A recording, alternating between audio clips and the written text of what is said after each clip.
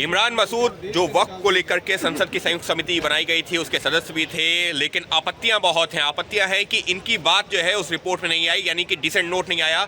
Speaker से भी मुलाकात कर लिया आपने इसको लेकर? हाँ, अभी स्पीकर साहब से मिलकर आए, हमने कहा उनसे देखिए लोकतंत्र के अंदर ये नहीं होता कि आपके पास अगर संख्या है तो आप संख्या के आधार के ऊपर दूसरे को, विपक्ष को रगड़ के डाल दो। और ये हमारे साथ सीधे सीधे मतलब ये देश के अंदर इतिहास में काले अक्षरों में लिखा जाएगा कि देश के अंदर माइनॉरिटीज़ के साथ, देश के मुसलमानों के साथ किस प्रकार का क्रूर व्यवहार इस देश के अंदर हुआ है। लेकिन जो भी 14 संशोधन जिनकी जानकारी निकल के सामने आ रही है वो पूरी कमेटी के सामने चर्चा किया गया, उसके बाद बहुमत के आधार पर उसको एक्सेप्ट किया गया। तो आप बहुमत के, मैं यही तो कह रहा हूँ कि आपका बहुमत है तो आप क्या हमें देश निकाला दे दोगे?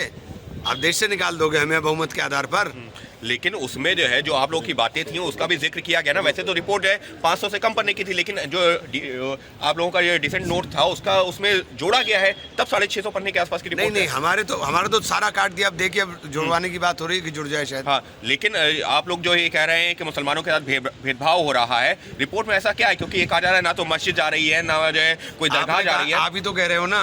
नहीं, हम लोग ये नैरेटिव बनाने की कोशिश आप लोगों के बीच में हो रही है ना।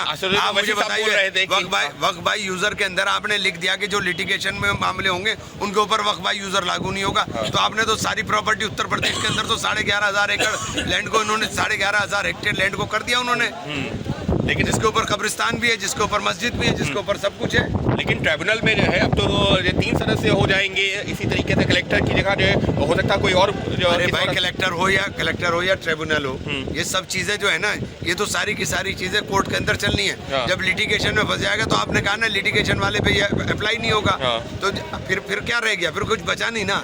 ये सब झूठ फैलाना है, झूठा नैरेटिव देश में चलाने की बात हो रही है।